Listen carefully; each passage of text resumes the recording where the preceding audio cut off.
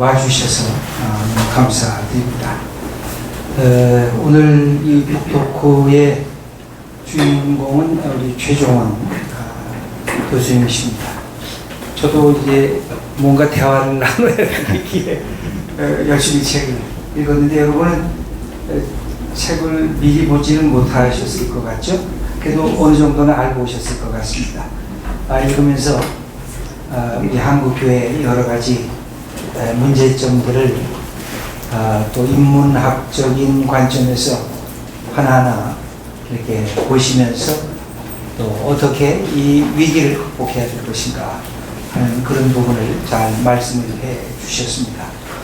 저도 많이 배웠고 여러 가지로 도전을 받는 책이어서 한국교회에 관심을 가진 사람들에게는 좀 꼭 한번 읽었으면 하는 그런 바람을 갖게 하는 그런 책이었습니다. 그래서 제 아내에게도 읽으라 그랬고 제 아들도 목사인데 이거 좀 한번 읽어봐라 제가 그렇게 부탁을 했습니다. 오늘 아주 재미있는 우리 시간이 될 것 같습니다. 한 40분 내외로 우리 얘기를 해주시고 그 다음에 여러분이 그렇게 들으시면서 한번 질문서를 해주시고 그리고 저와 함께 대담을 하는 시간을 갖도록 이렇게 하겠습니다.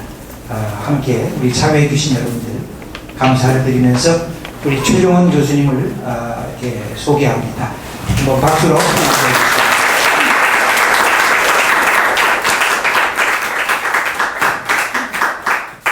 안녕하세요. 들리시나요? 마이크가? 제가 앉아서 하면 정서불안이거든요. 그래서 서서 하는 점을 양해 부탁드리겠습니다.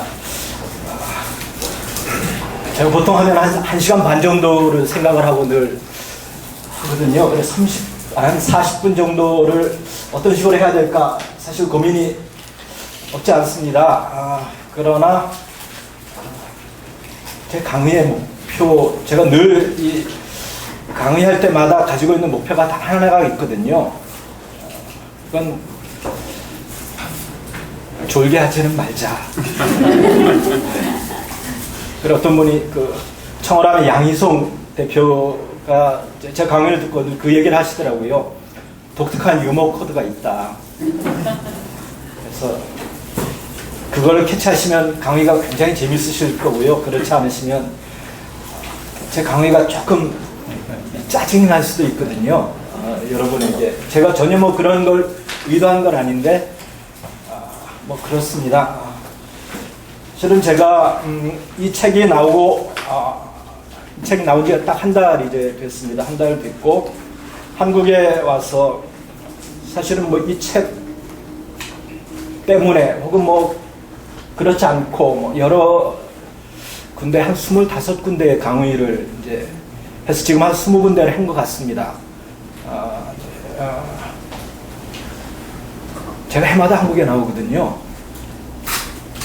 근데 올해처럼 이렇게 저를 많이 부른 적이 없습니다. 그리고 예전에 보면 저를 부를만한데 부를만하다 싶은데 예컨대 이런 거죠. 결이 닮아있다 이런 느낌을 갖는 데서 사실 불렀는데요. 올해는 결이 다른 데서 많이 부르더라고요. 예컨대 여러분 한국 진보신학 하면 경동교회 이런 데서도 저를 부르고요. 미목련 여기랑 결이 전혀 다르거든요. 어떤 면에서 다른가 하면은요. 제 책을 이제 편집한 편집자분이 책 제목을 B급 교회사로 하자. 제가 B급이라는 거죠. 근데 여기는 A급. A급이시지 않습니까? A급을 지향하는 분이 모이신 것 같고 그래서 이 B급이 가서 무슨 얘기를 해야 되나 이런 고민이 있거든요.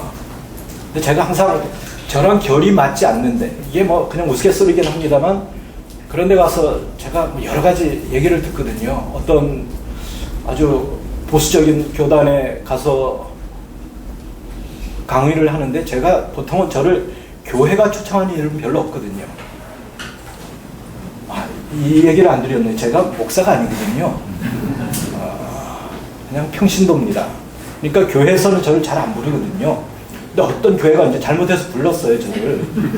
근데 그 교회 이제 장로 두 분이 이제 이쪽에 앉으셔갖고 이제 저보고 예수 믿냐고, 교회 다니냐고 막 이렇게 하셔서 제가 전투력이 이제 떨어져갖고 막 당황했던 그런 기억도 있고요.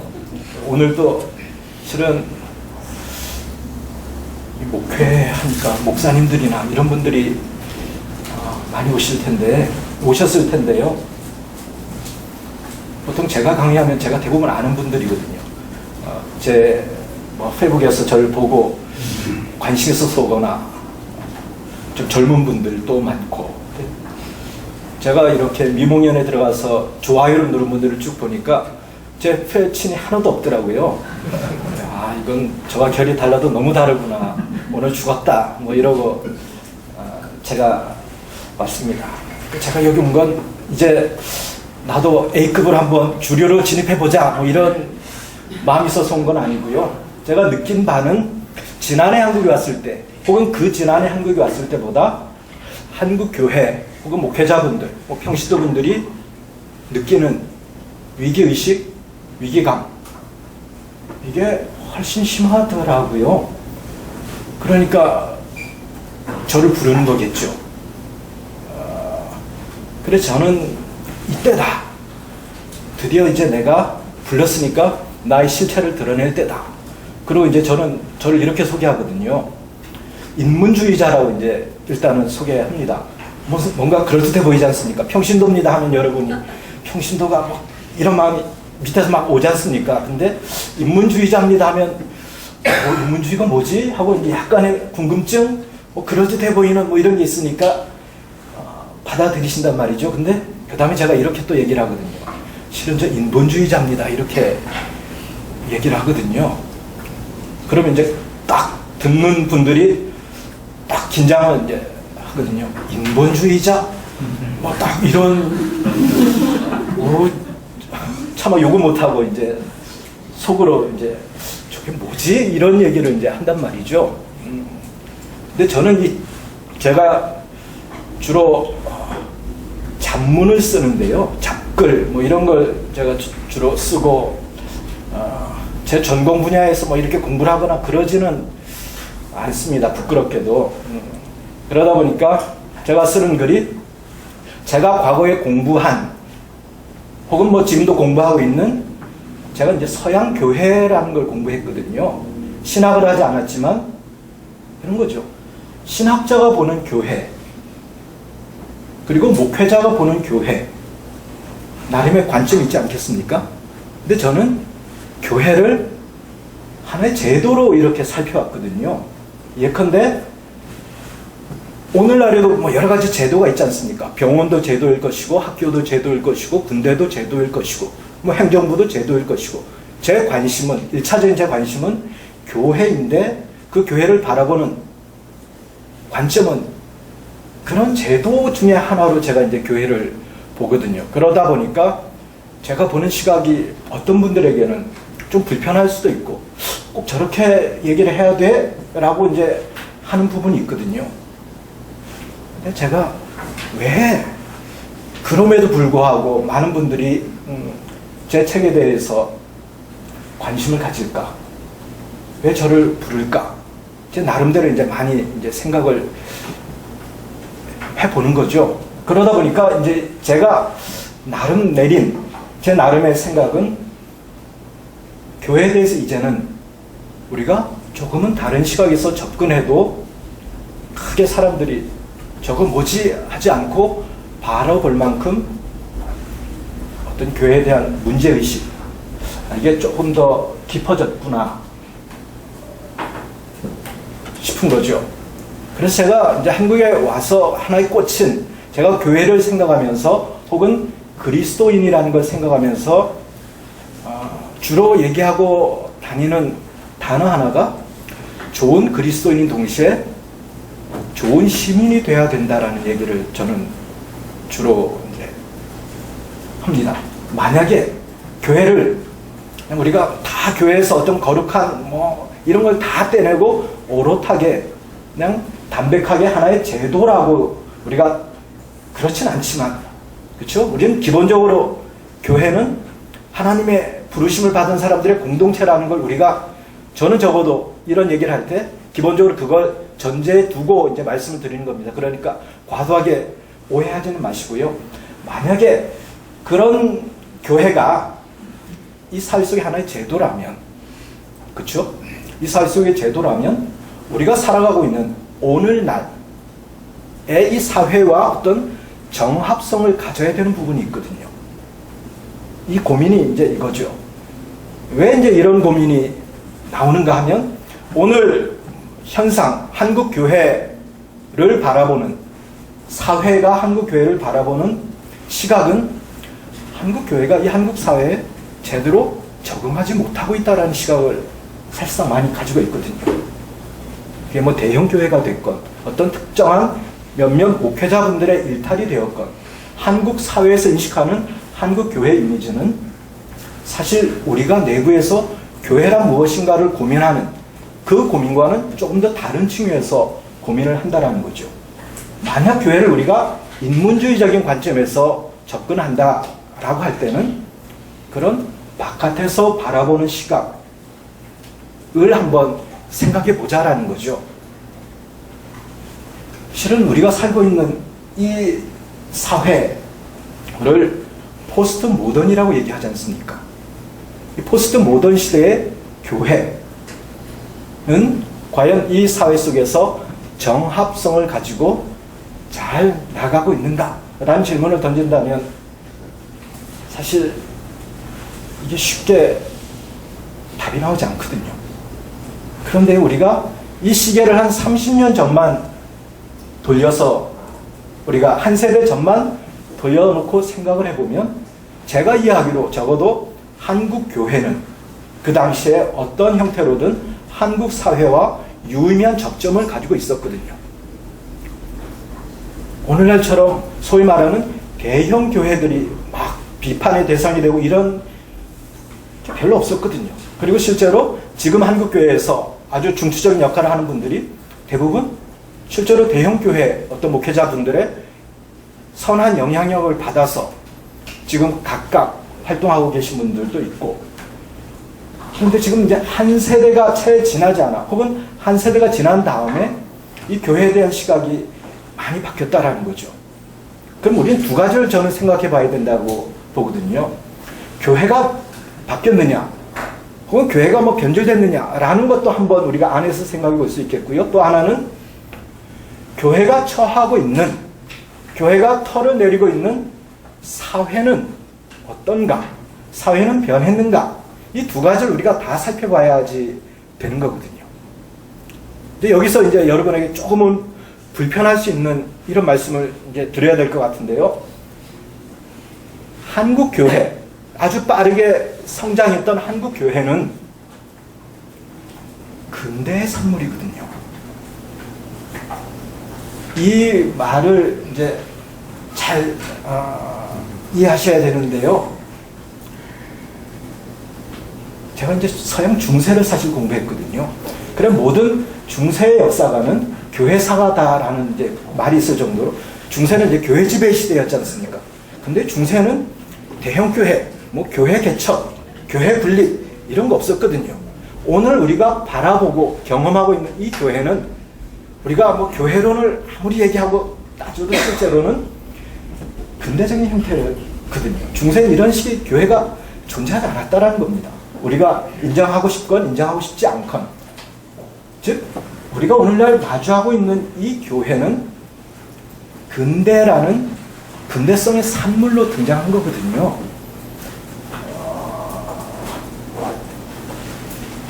근대라는 것을 우리가 이제 서양 역사에서 근대를 언제로 얘기하는가 하면 종교개혁기부터 약간 이제 근대로 들어갔다 이런 식으로 얘기를 합니다. 근데 서양 역사에서 종교개혁기에서 가장 중요했던, 그러니까 16세기 우리 1517년에 종교개혁이라는 게 일어나지 않습니까?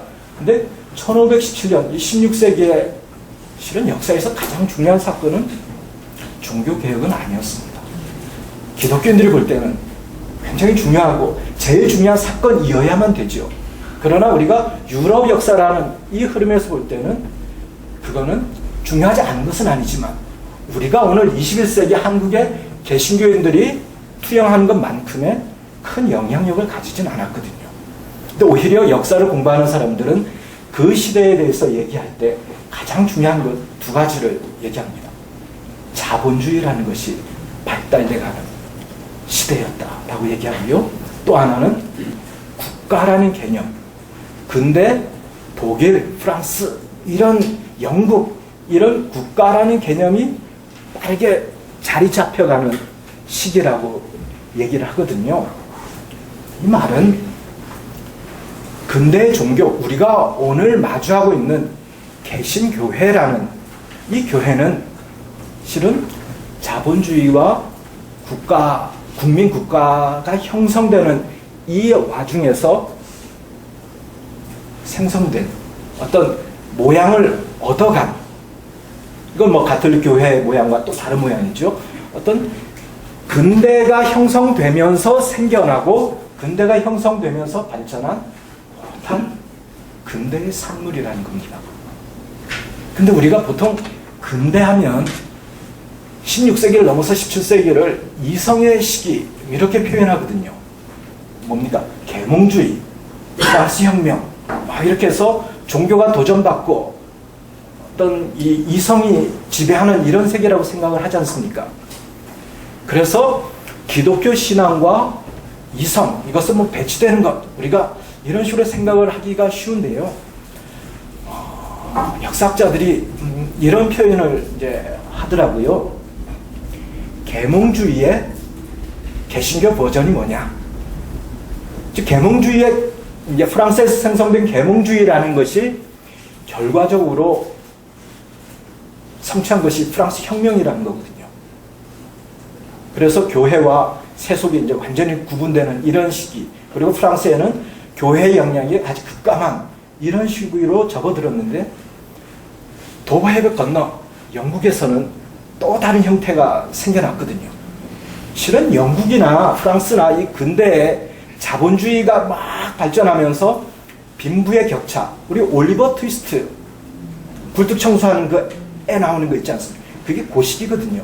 이렇게 빈부 격차, 아동 노동력, 이 어린이 노동력 뭐 이런 것이 어마무시했던 시기거든요. 그러니까 오늘날에 우리가 뭐 이런 격차, 사회 간의 격차는 저리 가라 할 정도로 굉장히 심각한 사회 갈등, 계층 갈등이 있던 그 시기인데 프랑스는 그게 혁명으로 뒤집어지고 새로운 질서가 잡혔단 말입니다. 근데 영국에서는 웨슬리의 복음주의 운동이라는 운동이 이제 일어났어요. 그래서 이렇게 표현하거든요. 계몽주의의 프로테스탄트 버전이 영국의 복음주의다 라고 이제 얘기를 합니다. 이 말은 제가 드리고 싶은 말씀은 이거거든요.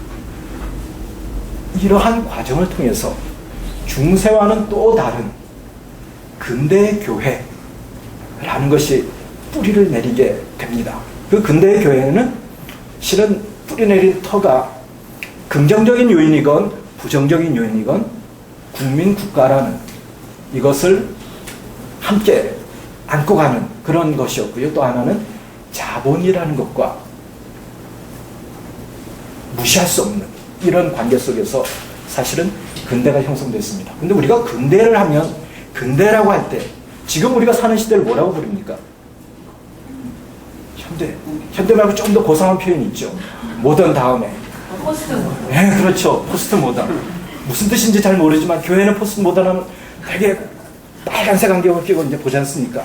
근데요, 근대라는 것을 우리가 생각해보면 근대는 계몽주의와 이성과 과학의 발전과 이런 걸로 무궁무진한 장밋빛 미래를 꿈꾸던 것이 실은 근대거든요. 그래서 근대를 상징하는 단 하나의 단어를 들자면 저는 효율이라고 얘기를 하거든요. 이게 우리가 이제 해가 지지 않는 나라, 영국, 뭐 이렇게 우리가 표현하지 않습니까? 그 영국이 근대화를 할 때 내세웠던 표 중에 하나가 국가 효율이라는 표입니다. 그리고 그 영국의 영향을 받아서 일본도 사실 근대화를 하면서 내세운 표가 똑같았거든요. 국가 효율. 이게 뭔가 하면 모든 자원과 노동력과 모든 것을 최대한 효율적으로 집약적으로 활용해서 진보를 이뤄가는 것. 이게 이제 우리 뭐 대량 생산 이렇게 할 때 포디즘 이런 걸로 이제 대표되는 거죠. 가장 효율적으로 분업화하고 이런 식으로 이제 근대가 효율성 속에서 발전합니다. 그리고 엄청나게 실은 발전하죠. 그래서 역사학자들 혹은 근대를 연구한 학자들은 이런 표현을 하거든요. 인류가 고대 문명, 뭐 황허 문명, 인더스 문명, 메소포타미아, 이집트 문명 이런 비서구권 문명이 BC부터 쌓아 올린 그 문명을 서구 문명, 서유럽 문명이 능가하기 시작한 시점을 한 18세기 정도로 보거든요. 누적적으로 서유럽이 능가한 시점. 그래서 이 서유럽인들은 그것에 대한 자부심이 엄청났죠. 근대라는 것. 정말 장밋빛 미래를 꿈꾸고 나갔던 게 근대거든요. 그리고 가장 모든 것이 효율적으로 이루어졌던 것이고요. 기독교도 사실 이와 다르지 않거든요. 이러한 효율의 가치로 기독교는 이 근대 세계와 굉장히 잘 상호작용하면서 근대에서 성장했습니다. 뭐 저는 전혀 어떤 여기에 부정적인 함의나 뉘앙스를 담고 있지 않습니다.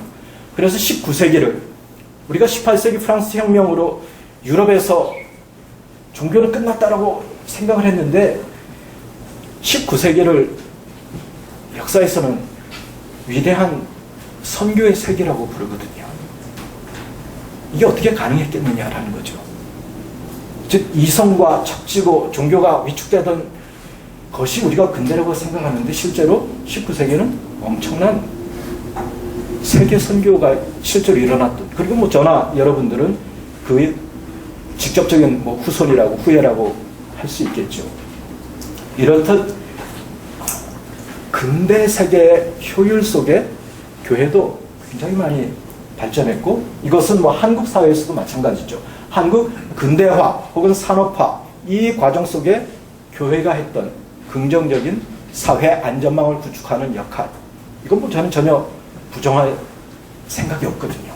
그리고 그것이 한국 사회에서 얼마나 큰 기여를 했는가, 우리가 아마 그런 열매일 겁니다. 근데 유감스럽게도 지금 우리가 살고 있는 시대를 탈근대라고 부르게 됐거든요. 왜 이런 시기를 우리가 맞이하게 됐는가라는 거죠. 과연 이 시기는 뭔가라는 거죠. 그렇게 근대가 좋고 무궁무진하게 뻗어나가서 발전할 수 있는 시기가 근대라면 우리는 계속 근대에 살아야죠. 근데 우리는 지금 포스트 모던을 얘기를 합니까? 포스트라는 의미가 뭘까요? 왜 탈근대, 근대를 벗어나자 이런 얘기를 할까요? 어떤 교회에서 포스트 모던에 대해서 얘기하는 얘기를 일단 다 접어두시고 일단 제가 이제 끌어가는 맥락 속에서 한번 얘기를 해보자라는 거죠. 이 근대가 이렇게 정말 인류가 더 없이 그 이전과는 비교할 수 없는 빠른 발전과 성장, 부흥 이런 것을 축적했는데 왜 오늘날 우리는 근대를 넘어서자, 근대를 이제는 뒤로 밀어내자 라고 하는가 하는 거죠. 왜 그럴까요? 이게 실은 근대가 꿈꾸었던 그 장밋빛 미래라는 것이, 기독교 아니고 별개로 근대가 꿈꾸었던 장밋빛 미래라는 것이 실제로는 사람들이 발견하게 된 건 사람이 주체가 되지 않는 세계였거든요. 어디에서 그걸 상징적으로 우리가 알 수 있습니까? 양차 대전, 이 근대의 끝을 알리는 사건이었거든요. 그리고 2차 대전의 끝은 무엇으로 우리에게 기억됩니까? 홀로코스트라는 걸로 기억되거든요. 홀로코스트라는 것은 뭡니까? 정말 몇 년 만에 유태인이라고 지칭되는 그 특정한 인종을 600만 명을 죽인 거거든요. 자, 이것을 우리는 단순히 히틀러 한 사람의 잔인무도함 이렇게 이제 얘기할 수도 있겠죠. 우리와는 무관한. 근데요, 실제로 그러한 식으로 근대가 끊임없이 발전해 가는 속에서 인권, 사람 이런 거에 대한 차별들이 굉장히 많이 생겨났거든요.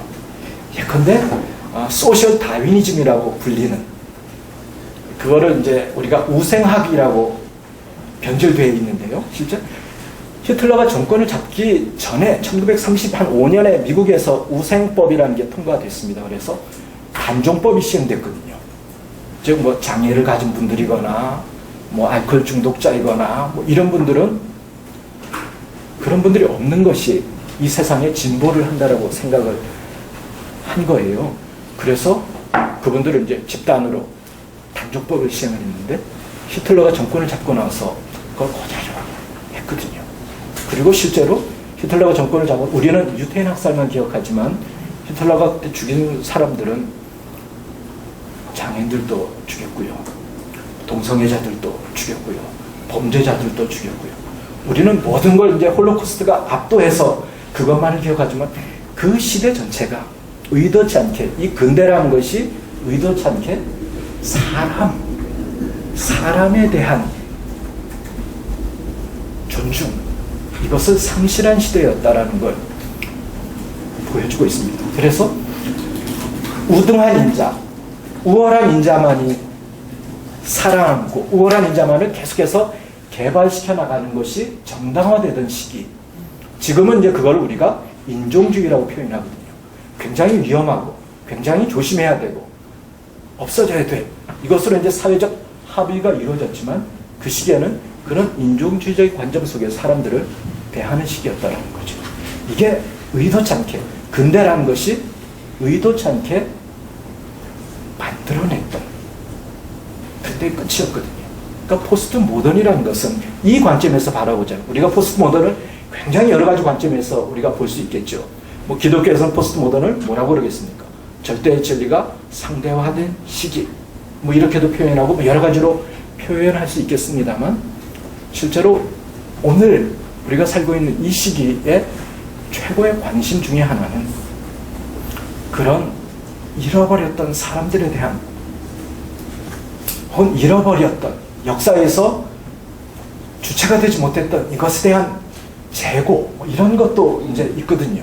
그런 반성이 실제 오늘날 우리가 뭐 다양성, 다원화 이런 식으로 이제 표현이 되는 거죠. 그리고 그것은 어느 정도 기독교에 부담이 되는 건 분명한 사실이죠. 그렇지만 이제 우리가 여기에서 이렇게 생각을 해봐야 될 것 같아요. 근대가 도래했을 때, 즉 계몽주의가 도래했을 때 교회는 엄청난 위기였거든요. 그렇지 않겠습니까?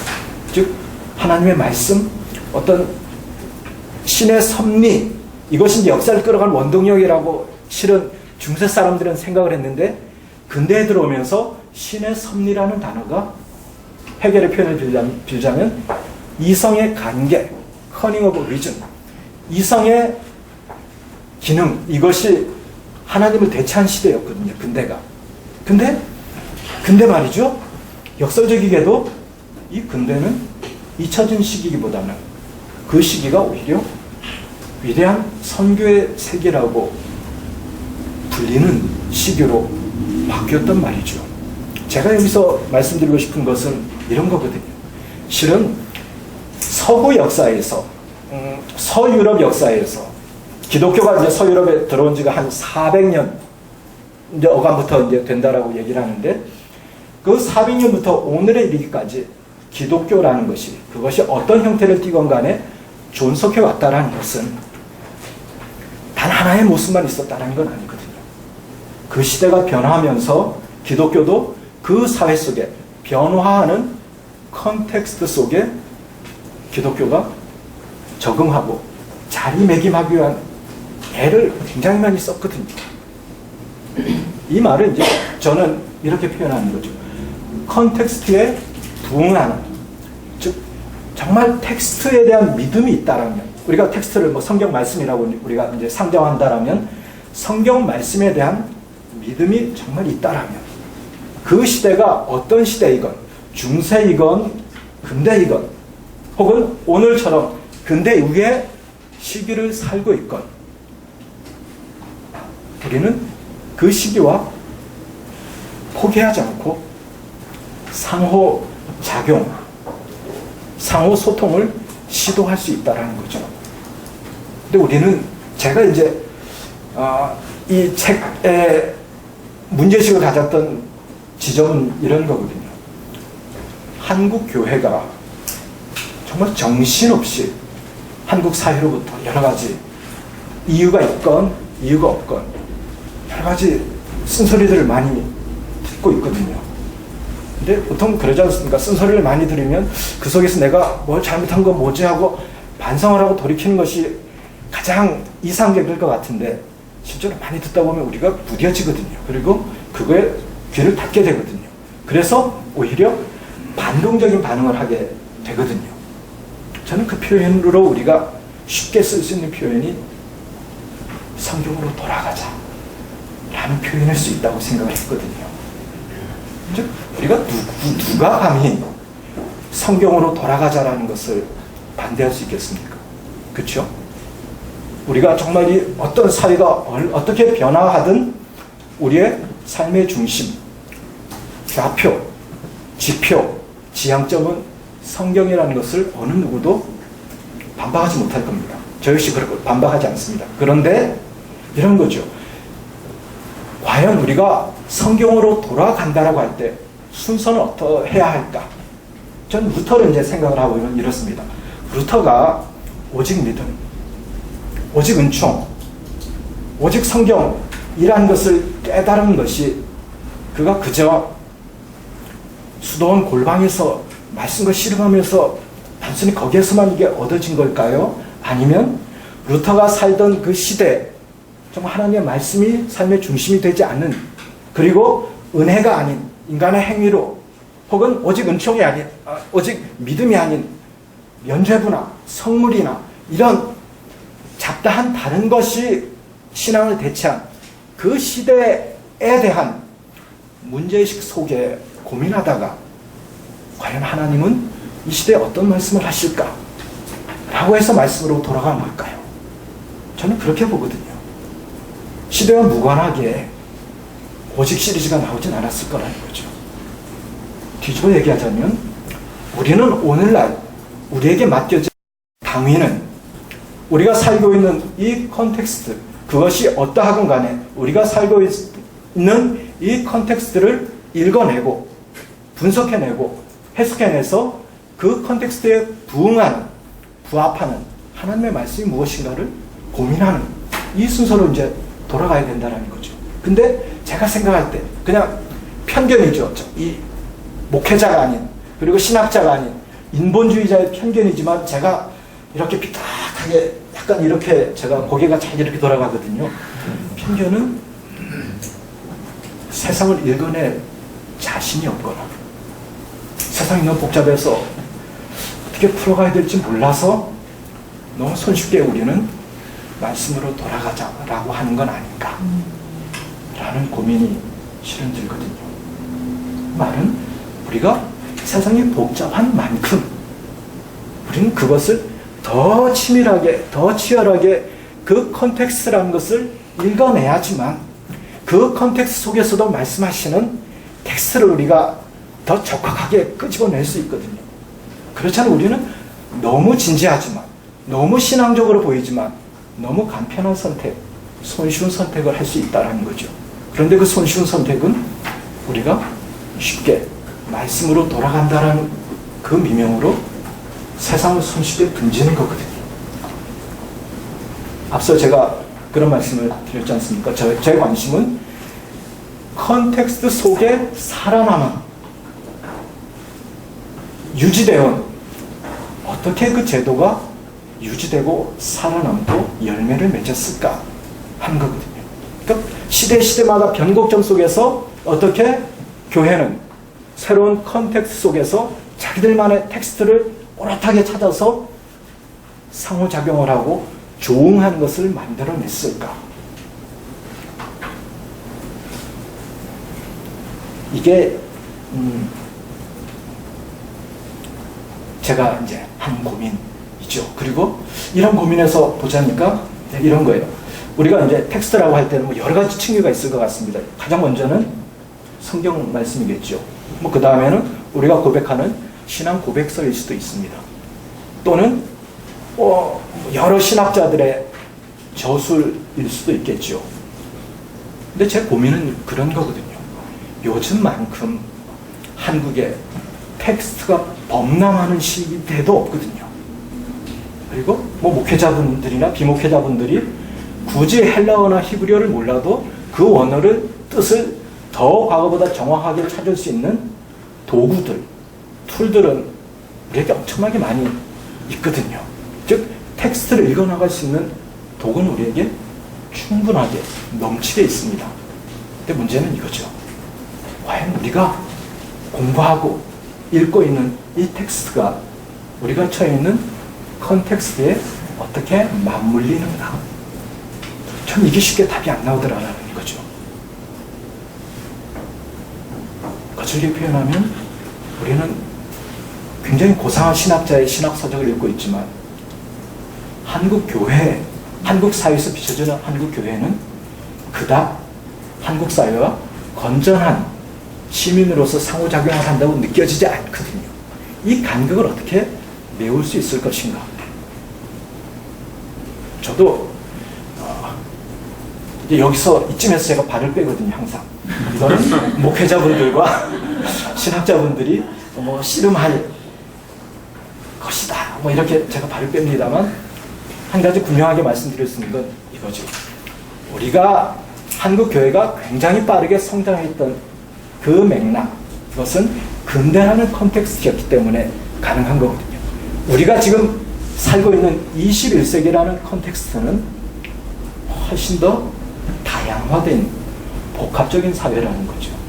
이것을 어떤 말씀으로 혹은 신학으로 맺고 끊어서 모든 걸 답을 명확하게 찾을 수 있는, 우리는 그걸 원할지 모르지만 혹은 목회자분들은 그렇게 해야 된다라고 강박을 느낄지 모르지만 실은 그게 가능하지 않은 시기일 수 있거든요. 그렇다면 우리는 컨텍스트에 접근하고 텍스트에 접근하는 조금은 다른 시각 혹은 교회라는 것이 무엇인가에 대해서 우리가 다가서는 조금은 다른 접근 방법이 필요하겠다라는 거죠. 그중에 대표적인 게 이런 거죠. 실은 가장 효율은 뭡니까? 상명하복이거든요. 효율의 끝장판은 어디입니까? 군대거든요. 병원, 학교. 이게 이제 미셸 푸코라는 이 철학자가 근대의 특징으로 상정한 거거든요.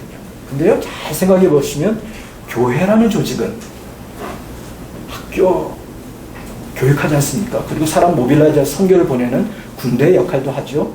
사람들을 케어하는 병원의 요소. 근대에 부합하는 모든 걸 다 갖추고 있습니다. 효율이라고 따지면 교회만큼의 효율적인 집단은 없죠. 그렇지 않습니까? 담임 목사님 계시고요. 어떤 회자들이 계시고요. 구역회가 있고요. 모든 게 조율돼서 가장 효과적으로 움직일 수 있는 조직이기도 하거든요. 근대에 최적화되어 있는 조직이죠. 근데 실은 우리가 오늘날 보면 그러지 않습니까?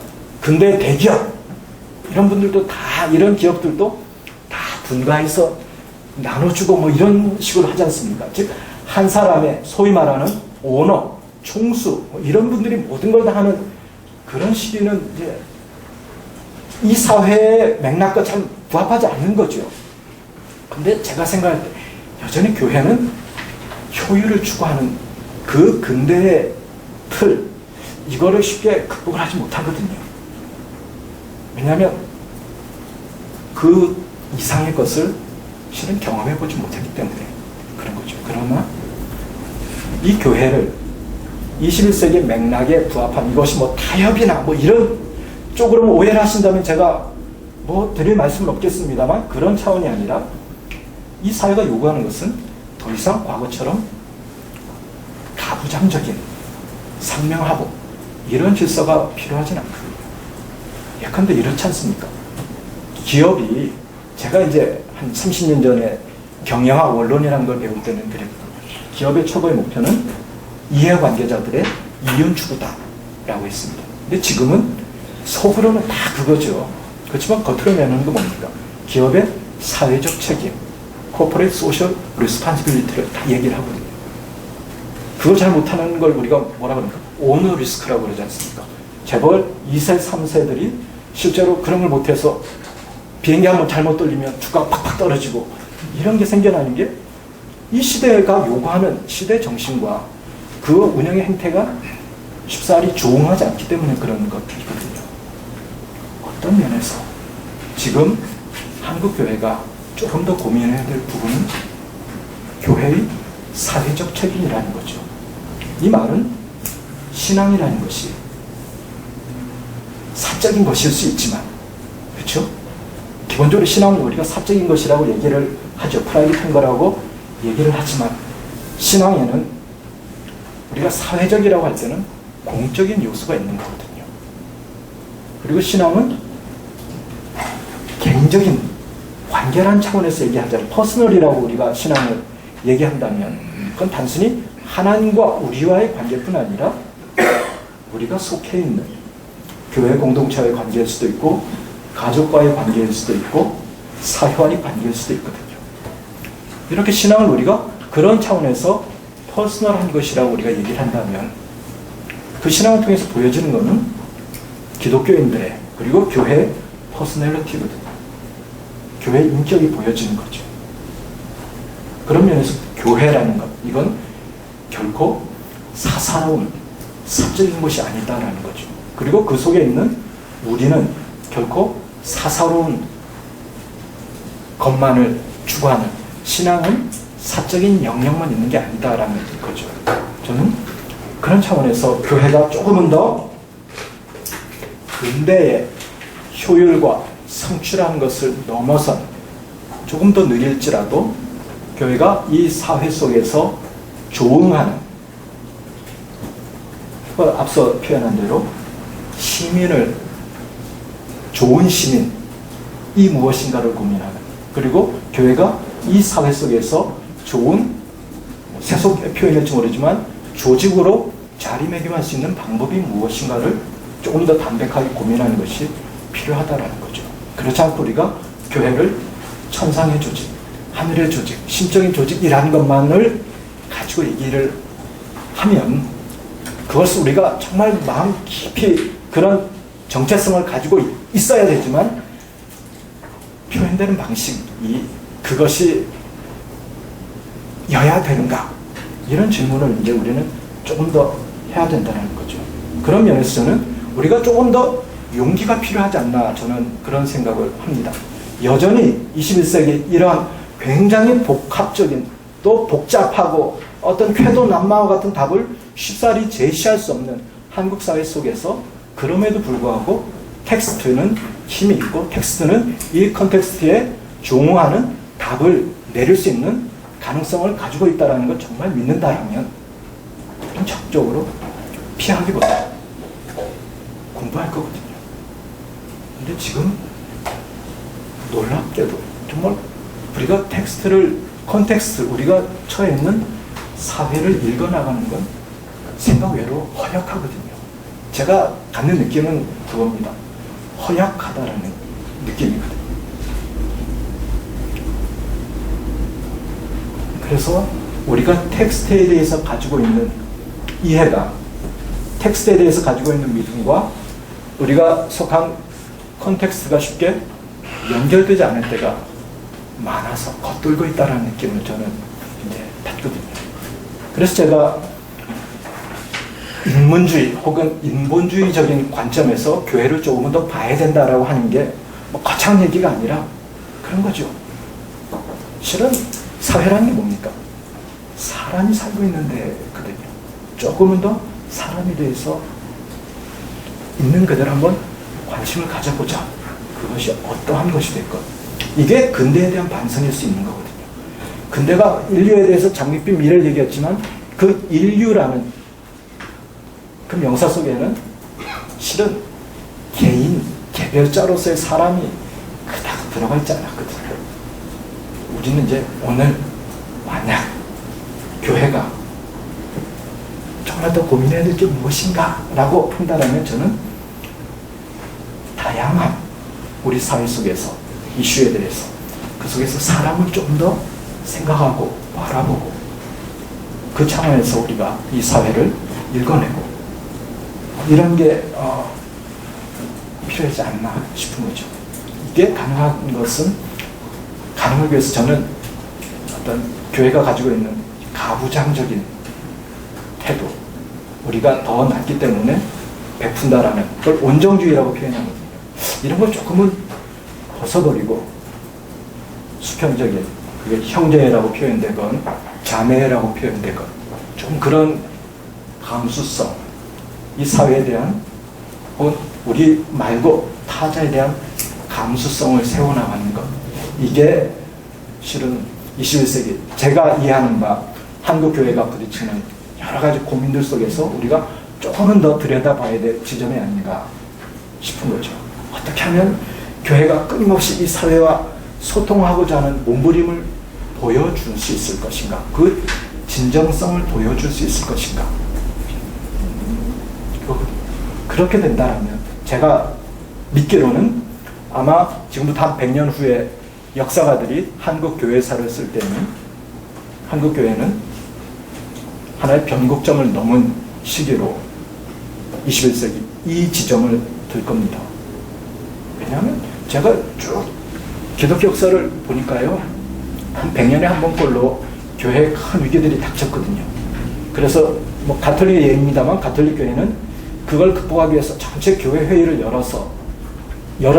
근데 그게 지금까지 한 23번 정도 열렸거든요. 그러니까 뭐 우리가 러프하게 뭐 100년에 한 번 꼴이라고 이제 할 수 있겠죠. 뒤집어 얘기하면 오늘 우리가 마주하고 있는 한국교회의 어려운 이것은 한국교회가 더 나빠서 혹은 더 타락해서라고 저는 생각지 않습니다.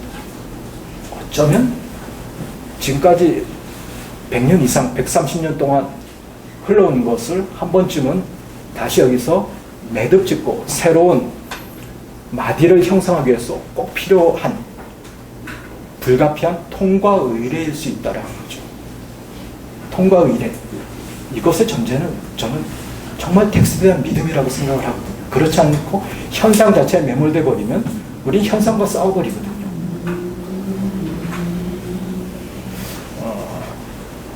제 의도가 사실 뭐 정리됐는지는 모르겠습니다. 근데 마지막으로 이제 한 2, 3분 한마디만 이제 드린다면 이런 거거든요. 모든 시기의 변곡점은 언어가 변화될 때 나왔거든요. 예컨대 유대교에서 이제 초대교회 보면 사도행전에 보면 기독교가 굉장히 빠르게 성장했지 않습니까? 굉장히 빠르게 성장할 수 있는 비결 중에 하나가 헬라인들이 기독교인이 많이 된 거예요. 그렇죠? 그걸 가능했던 것은 성경을 히브리 말로 된 성경을 헬라 말로 번역한 게 있었기 때문에 가능했거든요. 그걸 70인역 성경이라고 부르죠.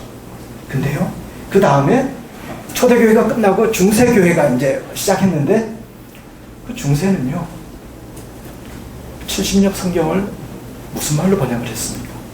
라틴 말로 번역을 했거든요. 근데 라틴어 성경을 불가타라고 부르죠. 들어보셨죠? 이게 뭔가 하면 벌게이트 야만이란 뜻이거든요. 근데 종교개혁기에는 그 라틴어 번역 성경에서 무슨 성경으로 번역을 했습니까? 영어와 독일어로 번역을 했거든요. 그걸 또 뭐라고 부르는가 하면 속어라고 불렀거든요.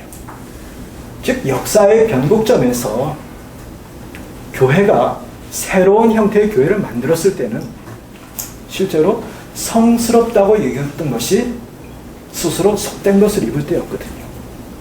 히브리인들이 타협하지 못하는 그 히브리인의 종교적 자존심을 꺾고 헬라 말로 경전을 번역을 했거든요. 중세에도 그랬죠. 그 헬라어 성경, 신약 성경을 헬라어로 썼지 않습니까? 근데 그것을 벌게이트, 야만의 언어로 번역을 했죠. 근데 이게 중세에는 야만의 언어가 또 성스러운 언어가 됐죠. 근데 성스러운 언어가 실제로 종교개혁에는 속어라고, 버네큘라라고 그러거든요. 속어, 속되다라는 의미거든요. 이게 뭡니까? 성육신인 거죠. 모든 시기 새로운 교회는 성스러운 것이 스스로 속된 것을 입을 때, 즉 교회가 스스로 낮아져서 대중의 언어, 세속의 언어, 속된 것을 수용해서 그 속에서 새로운 변화가 꿈토왔거든요. 저는 오늘 한국교회가 담백하게 걸어가야 될 길, 그런 대중, 그것이 뭐 어떻게 표현되든 간에 이 사회 속에서 사회 언어로 변화될 수 있어야 되고 그들과 그 언어로 소통할 수 있어야 되거든요. 근데 지금은 우리가 얘기하는 텍스트가 대중들이 이해하지 못하는 외교인 경우가 굉장히 많다는 거죠. 이 부분에서 조금 더 고민하고 나가야 되지 않나, 저는 뭐 그런 생각을 합니다. 이것이 오늘날 우리가 겪고 있는 이것 단순한 위기가 아니라 통과 위기이고, 이것을 극복하는 길은 경전 텍스트가 속된 컨텍스트와 중흥하고 만나고 씨름하고 할 때만 사실은 풀어나갈 길이 열리는 거죠. 이게 어떤 식으로 풀릴지는 아무도 모르겠습니다만, 그렇지 않고서 교회가 교회됨, 교회가 거룩, 교회가 천상의 조직이라는 것만 끊임없이 되뇌이고 그 안에서 그것을 강조한다고 해서 변화가 일어나지는 절대 않을 거거든요. 더 교회는 속되게 돼야 되는 거죠. 더 그런 면에서 인문주의라는 것 혹은 인본주의라는 것에 대한 고민을 새롭게 해야 되는 거죠. 우리는 인본주의 하면 반대말을 뭐라고 생각합니까? 신본주의 이러지 않습니까? 근데요, 신본주의가 뭡니까? 하나님을 우리 삶의 중심으로 모시는 거지 않습니까? 뭐 예수님도 그러셨지 않습니까? 하나님을 사랑하고 그 다음에 이웃을 내 몸과 같이 사랑하라. 이웃 사랑이 인본주의거든요. 신본주의와 인본주의는 결코 대립되는 게 아니거든요. 하나님 사랑과 대립되는 건 뭡니까? 자기중심적인 거죠. 에고이즘이죠. 그죠? 어떻게 이것이 인본주의와 대립, 물론 우리가 수사로서 그렇게 표현할 수는 있겠습니다만, 이런 식의 관점이 우리가 털어내리고 있는 이 세상을 대립해서 오해하게 만드는 요인이거든요. 우리는 어쩌면 덜 인본적이 되어서 이 세상과 소통하지 못하는지도 모르는 거죠. 그 말은 뭡니까? 예수님이 이 땅에 오셔서 하신 일이, 뭐 누가복음 4장에 보면 그런 표현이 있지 않습니까? 이사야서 61장을 예수님이 펴서 읽으시면서 가난한 자에게 복음이 전하게 하고, 눈먼 자가 눈을 뜨게 하고, 눌린 자가 자유함을 얻게 하고, 다 이 사회의 타자들이지 않습니까? 그들에게 다가간 것, 우리가 이걸 인본주의죠. 사람을 정말 중심으로 대응한 것 아닙니까? 근데 그 다음에 바리새인들이 혹은 유대 사람들이 그 예수님을 보고 어떻게 했습니까? 벼랑 끝으로 몰고 와서 떨어뜨리려고 했다라고 나오지 않습니까? 그런 거거든요. 우리가 잘못하면 인본주의를 오해하게 되면, 신본주의와 인본주의를 이런 대립의 관계로 놓고 보면 그런 거죠. 신본주의의 반대는 자기애죠. 자본주의죠. 자기를 중심으로 하는 것이죠. 어떻게? 이웃을 사랑하는 것. 이 신본주의의 반대겠습니까? 우리가 교회에서 이러한 것부터 조금씩 사실 바꿔나갈 필요가 있거든요. 그래서 조금 더 용기 있게 우리가 타자에게 다가가고, 조금 더 용기 있게 먼저 손 내밀고, 이런 게 저는 필요하지 않나 싶습니다. 제가 이런 얘기를 하니까 정말 저보고 교회 다니는 게 맞냐 이런 분들이 정말 있었거든요. 오해하지 마시고요. 여기까지 제가 이제 말씀 너무 길게 했습니다. 죄송합니다.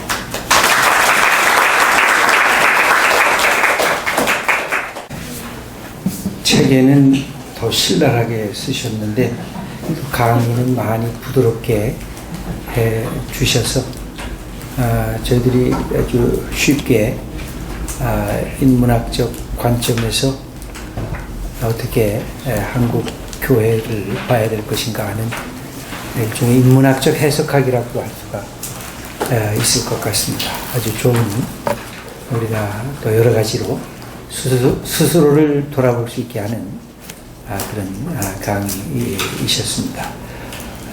여러분들이 이렇게 보니까 이 강의 안을 쓰시느라고 질문지를 다 쓰신 것 같아요. 그래서 질문지를 더 주시면 좋을 것 같습니다. 여러분들이 강의하는 또 강의한 대로 갖고 가시고 질문지 필요하신 분 손들어 주시면 저기 뒤에서 우리 하나씩 이렇게 받으셔서 질문을 해 주셨으면 좋겠고, 그 다음에 여기에 쓰여진 많은 그 구체적인 사례들은 거의 다 말씀을 안 하시고 이렇게 생략을 하셔서 우리들에게 꼭 책을 읽어보도록 그렇게 부탁하시는 것처럼 여겨졌습니다. 아주 한국교회의 다양한 문제들을 이 인문학적 관점에서 어떤 것에 어떤 문제점들이 있는지를 해서 한번 여러분들이 처음부터 마지막까지 이렇게 완독을 하시면 여러 가지 한국교회 이런 부분에 있는 위기성이 있고 이것을 어떻게 접근해 들어가야 될 것인가 하는 것을 이렇게 여러분들이 배우실 수 있을 것 같습니다. 저하고 이렇게 대담하는 가운데 여러분들이 자유롭게 질문하신 것들을 갖고 우리 연구원들한테 내주시면 질문을 하도록 하겠습니다. 제가 여러분들이 질문을 하기 전에 저도 이렇게 책을 읽으면서 한번 쭉 뭐 이것저것 써봤더니 한 6장이 쓰여져서 근데 이건 나중에 교수님하고 개인적으로 얘기해야 될 부분들이 있는 것 같고, 저는 이제 책 제목이 우선 제 몇 가지 텍스트를 넘어 콘텍스트로 이렇게 되어져 있습니다. 이 제목을 출판사에서 지으셨나요? 아니면 우리 교수님이 지으셨나요? 실은 이 책의 제목이 된 이 텍스트를 넘어 콘텍스트로라는 거는 지난해 6월에 제가 이제 홍성사에서 초대교회사 다시 읽기라는 책을 내고 출판 기념회를 할 때 한 강의 제목이었거든요. 근데 그것을 김도환 대표님이, 출판사 대표님이 이 책을 가장 잘 나타내는 말 같다라고 해서 이제 강력하게 추천을 하셨습니다. 그래서 소제목들이 전부 다 이 넘어가 들어갔더라고요. 그죠? 여러분들이 책을 한번 보시면 제목들이 여기 맨 앞에 목차가 있으면 텍스트를 넘어서 콘텍스트를, 또 한국교회를 넘어서 복음교회를, 배제와 혐오를 넘어서 포용해, 그 다음에 개인신앙을 넘어서 이 전부 다 이 넘어서가 있어서 이게 우리 교수님이 생각하실 때는 단절을 더 염두에 두셨는지 아니면 연속을 더 염두에 두셨는지 뭐 두 가지를 다 하면서 또 극복을 염두에 두셨는지 조금 한번 이 제목 자체가 갖고 있는 이 넘어서라고 하는 말이 탈출의 개념도 좀 있는 것 같고, 그렇다고 완전히 배제하는 느낌이 또 그건 또 아닌 것 같기도 하고, 어떻습니까? 일단 제가 다 넘어서라고 쓰니까 제 주변에 어떤 분이 책 제목을 한국교회 넘겨짓기로 하라고 그렇게, 그래서 B급 교회사하고 넘겨짓기가 될 뻔했습니다. 제 의도는 발전적인 극복이라는 차원인 거죠. 어떤 저는 뭐 텍스트에 대해서 계속 반복해서 말씀드렸습니다만, 저는 저 역시 굉장히 보수적인 어떤 신학적 훈련 속에 자라왔고, 지금도 저는 뭐 넓게 보면 복음주의라는 자의식을 갖고 있는 사람이고, 그런 차원에서 저는 텍스트의 경전성이나 텍스트의 가치나, 그리고 우리가 교회가 해왔던 그 역할에 대해서 저는 뭐 부정하거나 그것에 어떠한 뭐 딴지를 걸거나 이런 차원에서 이걸 접근하지는 않습니다. 제가 던지고 싶었던 것은 한국교회가 충분히 잘해왔었다라는 전제가 있는 거죠. 그리고 지금의 위기는 더 이것을 넘어설 수 있는 힘을 가지고 있다라는 신뢰가 저는 있는 거죠. 그리고 그것을 하기 위해서 우리가 좀 더 고민할 것이 무엇인가에 대해서 저는 얘기를 한 거죠. 그래서 저는 이렇게 표현하거든요. 한 2걸음 더 나간 얘기를 한다라는 얘기를 합니다. 의도적으로 이 책에서, 그래서 의도적으로 많이 쓴 단어들도 사실은 제가 있고요. 이게 목회자가 아니고 신학자가 아니기 때문에 쉽게 얘기할 수 있는 것도 있지만, 목회자나 신학자가 아니기 때문에 저는 해야만 되는 얘기도 있다라고 생각을 하거든요. 그렇게 제가 한 두 걸음 좀 더 과격하게 표현하면 그것을 뭐 목회자분들이나 이분들이 교회 내에서 수용할 수 있는 혹은 교회가 적용할 수 있는 부분만큼 더 고민하셔서 그거를 뭔가를 만들어내실 수 있는 거라고 생각을 해요. 그래서 저는 의식적으로 제가 여기에 어떤 목회적 배려 뭐 제 글에서 사실 뭐 그런 건 크게 염두에 두지 않았습니다. 그러나 기본적으로 저는 너머라는 것이 뭐 단순히 뭐 해체나 뭐 이런 차원이기보다는 더 나은 길로 가기 위해서 반드시 우리가 거쳐야 되는 하나의 과정이라고 이제 저는 뭐 염두에 두고 이런 표현을 썼습니다. 예, 제가 한 가지만 더 이제 전체적인 질문 드리고 여러분들이 질문한 것들을 이렇게 제가 질문 드리도록 하겠습니다. 저는 이제 제목에서 텍스트와 컨텍스트를 이렇게 대비시키다 보니까 텍스트와 컨텍스트를 이렇게 분리하는 느낌이, 저는 텍스트를 공부한 사람이거든요. 저는 이제 신약학자고 성서학자여서 텍스트에 관심이 많은 사람인데, 이제 컨텍스트를 통해서 텍스트를 보라는 게 뭐 전혀 문제가 없는데, 한 가지 제가 질문하고 싶은 것은 뭐냐면, 텍스트라는 말 속에 컨텍스트가 포함이 되어 있거든요. 무슨 뜻이냐면, 우리가 예수 그리스도를 생각하면 하나님께서 아들을 이 땅에 보내셔서 우리의 모습으로 오시게 했다는 것이 그게 텍스트거든요. 그러니까 예수 그리스도가 하나님의 아들인데 이 땅이라고 하는 자리에 우리의 모습으로 오셨다고 하는 것. 그러니까 컨텍스트 속에 이미 들어와 계시다고 하는 것이 텍스트의 본질이란 말이죠. 그러니까 어떤 본문도 본문이 갖고 있는 컨텍스트가 있거든요. 근데 그 컨텍스트가 있는데 텍스트를 그냥 성경이라고 하는 것으로 하나로 뭉뚱그려 보니까 성경이 갖고 있는 텍스트와 컨텍스트의 아주 절묘한 조화를 놓치게 되는 것이 아닌가. 이미 성서 속에 있는 이 본문이 등장하는 텍스트와 컨텍스트를 우리가 분별해서 그것이 오늘의 컨텍스트와 어떻게 다시 이걸 만나게 할 것인가라고 하는 또 보편적이고 성서 자체를 통해서 나타나는 오늘의 시대를 읽을 수 있는 것이 있는데, 이제 우리 교수님께서 이렇게 쓰신 텍스트에 대한 비판에서 보면 어떤 이제 보수적인 신학을 갖고 있는 분들의 이야기들, 제가 볼 땐 저는 그것을 저도 반대하거든요. 우리 최 교수님처럼. 왜냐하면 텍스트를 더 깊이 읽지 않고 텍스트가 갖고 있는 다양한 부분들을 놓치면서 텍스트를 교리적으로, 교조주의적으로 한마디로 묶어놓으니까 성서가 갖고 있는 텍스트에 참으로 깊이 있고 넓은 부분이 축소되는 거예요. 그러니까 축소주의적으로 성경을 읽어버리고 말고 그것을 텍스트라고 얘기를 하니까 이것은 굉장한 우리가 성경 자체에 대한, 텍스트 자체에 대한 모독일 수가 있겠다. 그래서 예를 들면 루터를 넘어서서 그런 표현을 쓰셨잖아요. 루터가 갖고 있는 그 시대의 성경을 다시 본 것도 텍스트 속에 담겨진 컨텍스트를 함께 보면서 그 시대의 컨텍스트를 이해한 거거든요. 근데 이것을 그냥 텍스트로만 이해해버리면 이분법적 도식이 되다 보니까 텍스트의 가치가 점점 줄어들고 많은 것이 아닌가. 그래서 사실 이 시대의 문제점들은 아직도 텍스트를 제대로 이해하지 못하는 데 문제가 있지 않은가.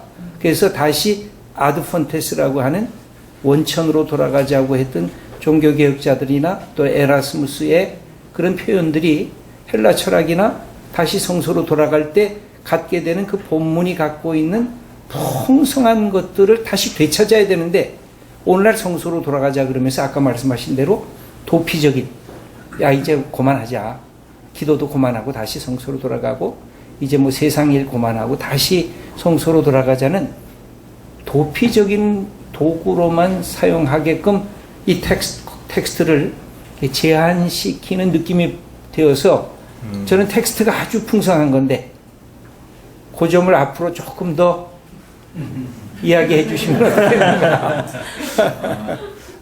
전 뭐 전적으로 공감합니다. 그리고 뭐 실은 그런 작업들을 지금 뭐 신학자들이나 성사학자들이 해오신 부분을 저도 뭐 다 존중하고 인정하고요. 제가 이제 여기에서 문제 제기를 했던 바는 오늘의 현상에서 보여지는 부분이 사실은 뭐 제가 말씀드렸고 뭐 교수님도 목사님도 말씀하셨듯이 텍스트 환원주의로 이제 흘러갈 수 있는 그 여지들이 한국교회에 많이 이제 보인다라는 거죠. 이게 뭐 논쟁적일 수도 있겠습니다만 뭐 이런 거거든요. 제가 2000년도에 이제 막 과학자분들이 이제 외국에서 학위를 하고 돌아오신 분들이 더 이상 창조과학회에 이제 들어가지 않는다라고 했을 때 제가 깜짝 놀란 기억이 있거든요. 그리고 그때는 창조과학회 어떤 이게 굉장히 이제 거의 저점에 이제 다다랐을 때였거든요. 근데 어느 순간 거의 창조과학을 하시는 분들이나 이런 게 제 느낌에는 굉장히 부흥한 느낌을 이제 받았습니다. 그러면서 그분들이 강조하는 게 이걸 믿지 않으면 성경을 믿지 않는 것입니다라고 아주 명토 박아서 얘기하시는 걸 이제 제가 듣고 와 이런 식으로 텍스트의 경전성을 강조하고 텍스트를 이해하면 참 곤란하겠구나. 근데 저는 의외로 많은 한국 교회가 사실 그 범주를 벗어나지 못한다라는 저는 아쉬움이 있거든요. 그래서 어떤 그런 게 저한테 이제 많이 큰 것 같습니다. 그러다 보니까 제가 뭐 의도와는 관계없이 어떤 그런 현상 때문에 제가 텍스트와 컨텍스트를 어떤 대비 뭐 이런 식으로 비춰질 수 있으나 뭐 그는 제 의도는 사실 뭐 그것은 아닙니다. 예. 여기 여러분들이 질문한 것 중에 제가 이렇게 한번 차례로 보겠습니다. 교회를 제도로 보는 관점을 언급하셨는데 시대별로 어떤 태도와 특성을 볼 수 있을까요? 시대 변곡점마다 교회 성경 언어 변화를 지적하셨는데 그런 변곡점마다 나타나는 교회의 특성이 실제로 있었는가요? 사실 신약 아까 세프티아전타 얘기도 하셨지만 신약의 언어가 코이네라고 그러거든요. 헬라어로. 그 헬라어를 코이네라고 그러는데 그 코이네라는 말이 평상어입니다. 그러니까 이 아리스토텔레스나 플라토의 클래식 헬라어가 있다고 한다면 이 성경 언어는 그냥 평상적인 당대 그레코 로만 세계 속에 나타나고 있는 평상어라고 할 수가 있어요. 그러니까 그때부터 이미 이 성경의 언어는 많은 사람들이 누구나 읽고 배울 수 있는 그런 언어로 되었다는 것. 그래서 아까 중요한 말씀 세프티아진타나 불가타 얘기를 하셨는데 굉장히 중요한 얘기를 하셨는데 그때마다 무슨 제도적인 특성이 나타났는가 하는 것을 질문하는 것 같습니다. 뭐 제가 사실은 중세를 공부를 하다 보니까요 원치 않게 가톨릭 얘기를 이제 제가 종종 하게 되거든요. 저는 이런 질문 우리 개신교와 어느 정도 이제 적합할지는 모르겠습니다만 프랑스 혁명 같은 게 이제 전 유럽 C.S. 루이스가 그렇게 표현을 했는데 유럽을 이제 둘러나는 것 세속과 기독교를 나누게 한 사건이 프랑스 혁명이라고 얘기했거든요. 그 정도로 이제 프랑스 혁명이라는 것은 전 유럽에 가장 단일하게 큰 영향을 준 사건인데요.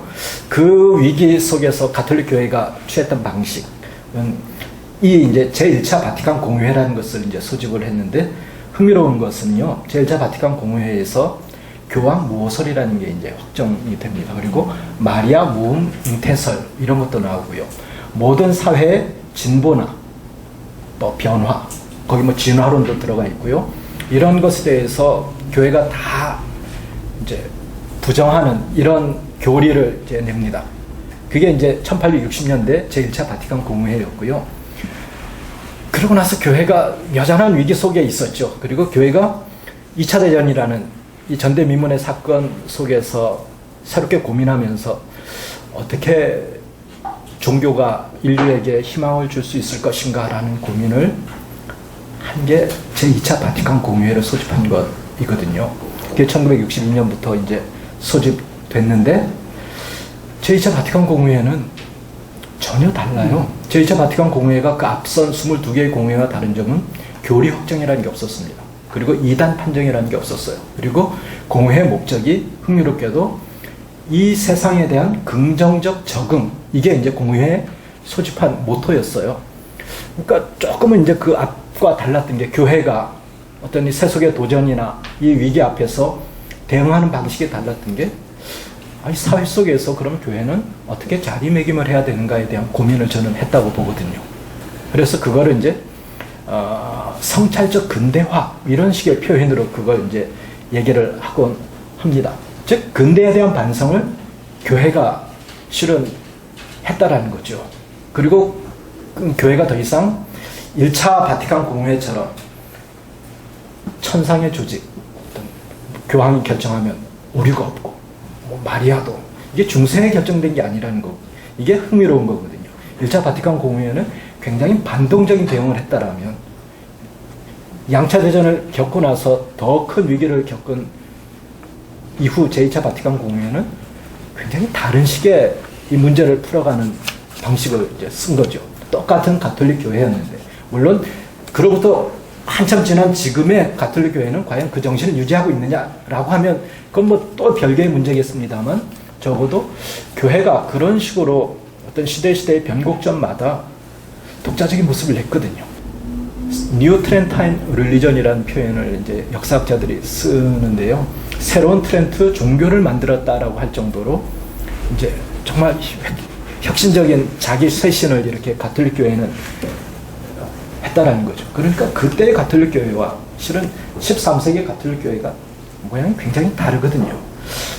이게 뭐 우리가 개신교에 적용될 수 있을지 뭐 이것은 모르겠습니다만, 역사적으로 볼 때 교회라는 것은 단 하나의 딱 모습만 가지고 있는 게 아니거든요.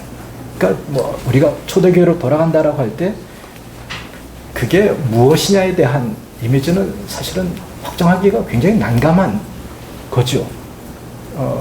이게 이제 제가 세속의 제도로서 교회를 이해하는, 교회를 이제 공부하고 바라봤을 때 이렇게 끄집어낼 수 있는 어떤 변화의 모습이죠.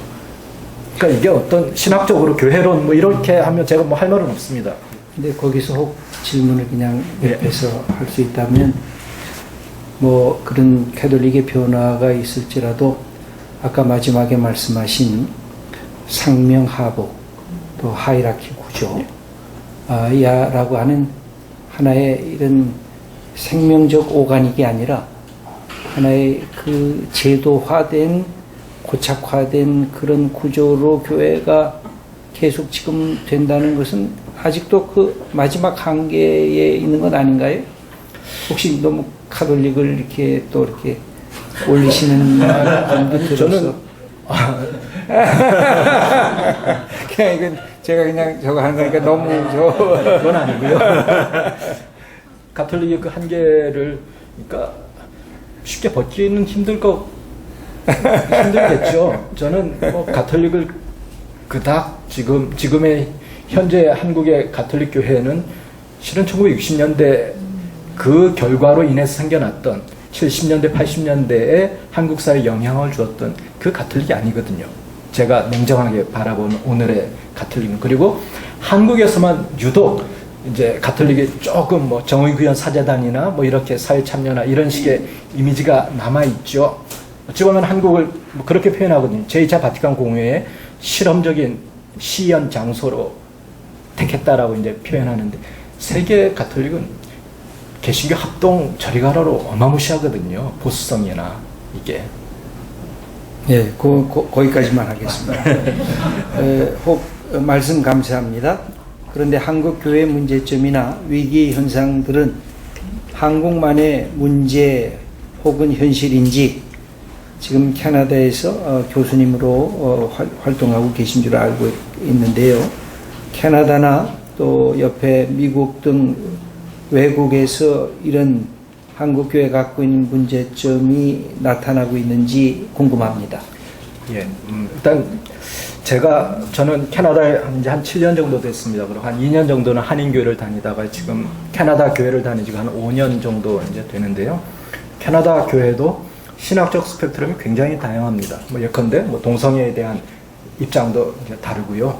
제가 속해 있는 학교가 동성애에 대해서 굉장히 이제 강경한 입장을 취하고 있는 그런 이제 학교이기도 합니다. 근데 제가 캐나다에서 느낀 점은 이것이 어떤 사회적인 이슈, 사회적인 문제로 굳이 비화하지 않고 서로의 어떤 입장이 존중인지 그냥 있는 그대로 그냥 바꿔 넘어가는 건지 그냥 잘 공존 하더라고요. 그리고 제가 이제 가서 제일 놀랐던 것 중에 하나가 IS 때문에 이제 시리아 난민들이 밴쿠버로 몇만 명이 들어왔거든요. 근데 저희 다니는 교회 목사님이 그분들이 들어오는 날에 설교를 하실 때 너무 감사하다. 우리가 굳이 선교를 나가지 않아도 이렇게 우리가 섬길 사람들을 보내주셨다라는 것. 만약 한국이란 맥락에서 그랬다면 굉장히 힘들었을 거예요. 그러니까 제가 말씀드리고자 하는 것은 앞서 말씀드렸듯이 한국 사회의 정서와 한국 사회의 어떤 인식 수준과 교회 수준은 같이 갈 수밖에 없다라는 거죠. 캐나다의 교회나 캐나다 사회가 굳이 충돌하지 않는 것은 그 역시 교회 역시 좋은 시민을 양성한다라는 그것을 거부하지 않는 거죠. 그러나 각자의 어떤 신학적 입장이나 다름이 존중되면서도 그 속에서 공존한다라는 면에서는 굉장히 제 개인적으로 이제 유의미한 경험이었고요. 캐나다에서 가장 큰 교단이 어딘가 하면 침례교단이거든요.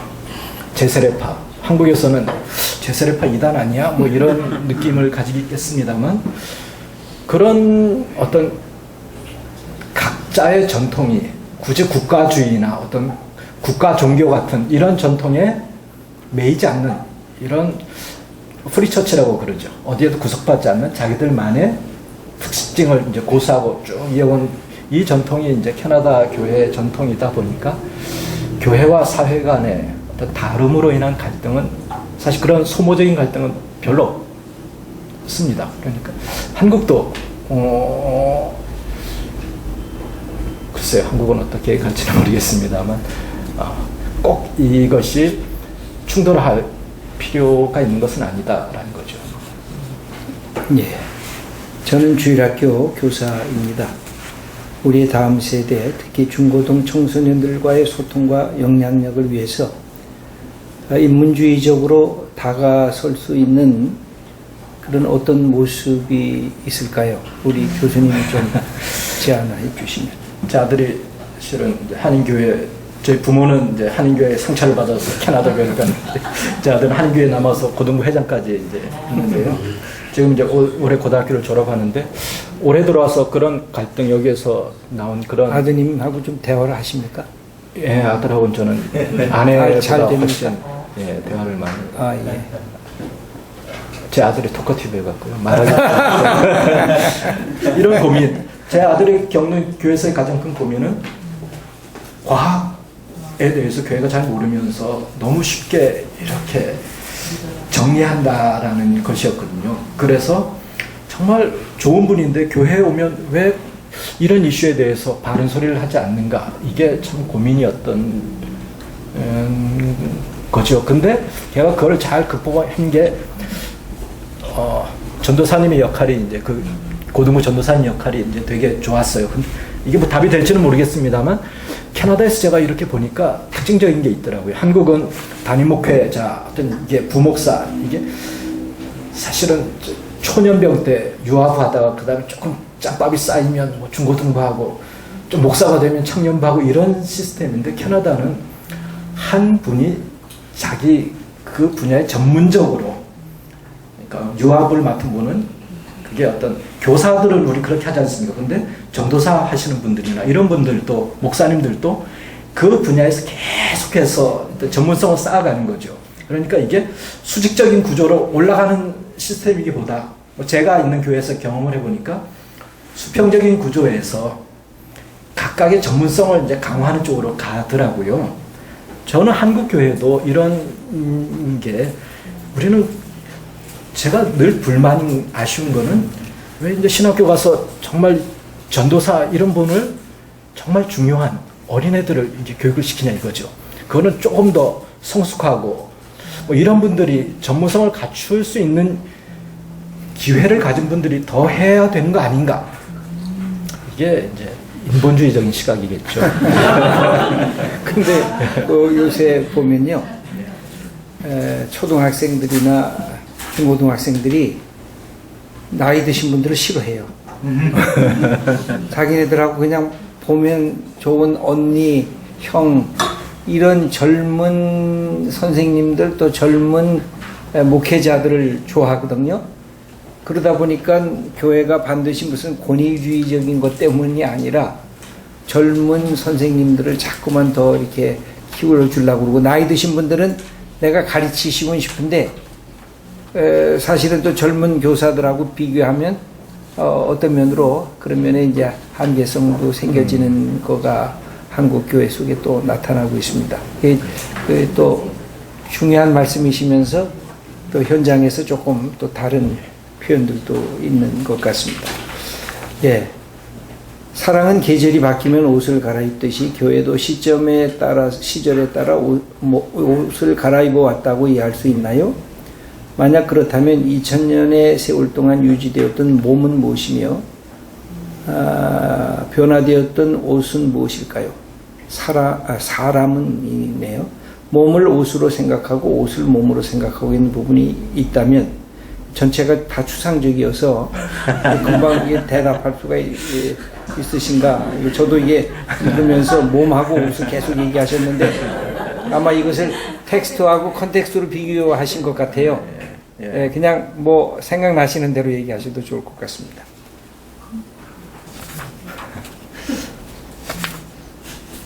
중세는 교회 개척이 없었다고 말씀드렸죠.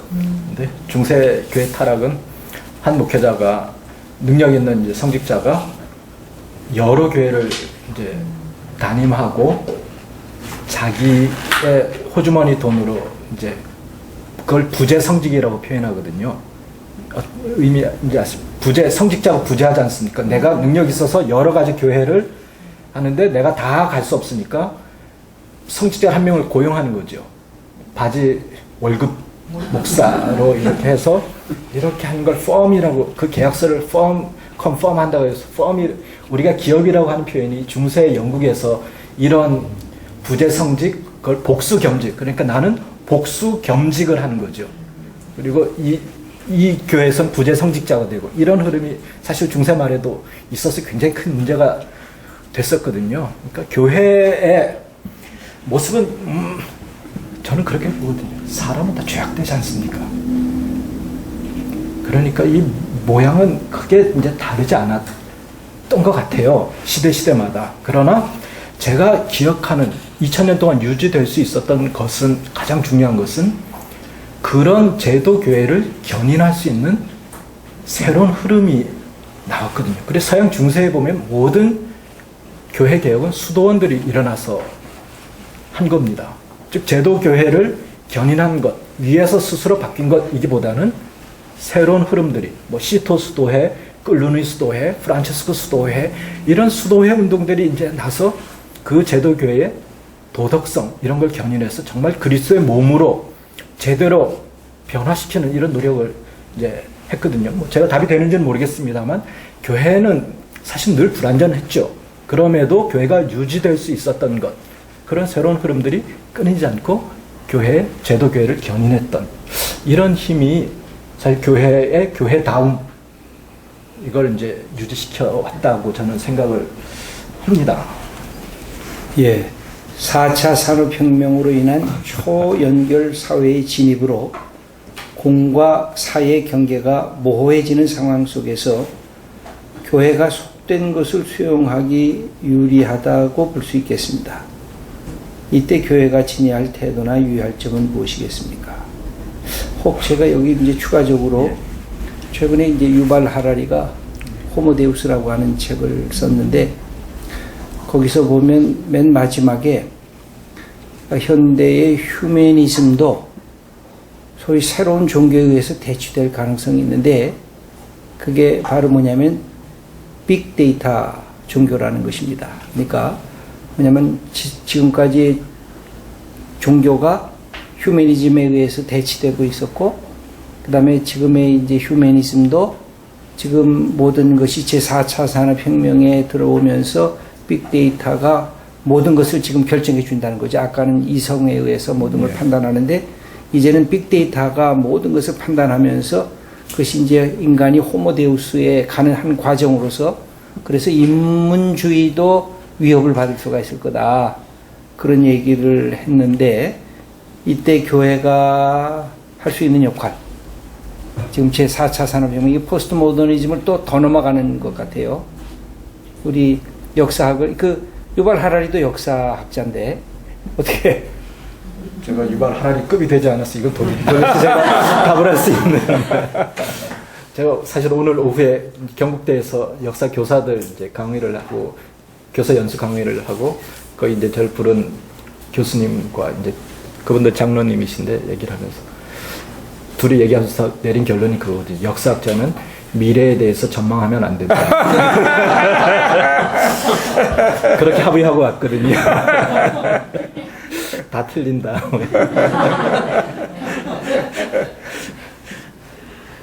뭐 제가 거기까지만 얘기할까요? 예. 기독교 사관의 가장 큰 문제점은 국가나 제도교회와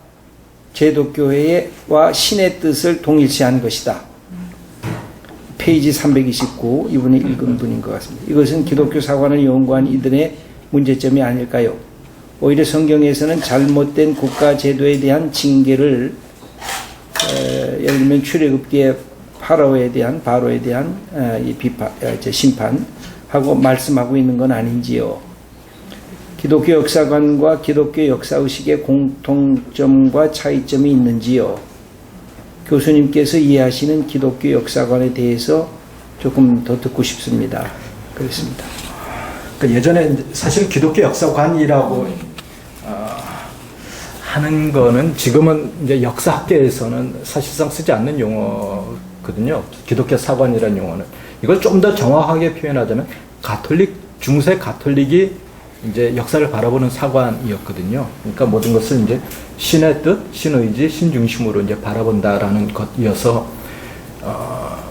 마치 이제 제 책에도 그런 표현이 나옵니다만 예전에 미국 이제 학자들이 미국 건국 200주년인가 할 때 어떻게 미국이 이렇게 빠르게 발전했을까? 너무 신기하다라고 하면서 내세운 사관이 프론티어 사관이라는 거거든요. 지금 미국은 대서양 건너 유럽의 영향을 받은 것이 아니라 스스로 프론티어를 개척하면서 어떤 발전하는 자체적으로 이제 해온 사관이다. 굉장한 이제 미국 자국의 그 정체성 이걸 강조한 사관이었는데 지금은 아무도 프론티어 사관을 얘기하지 않거든요.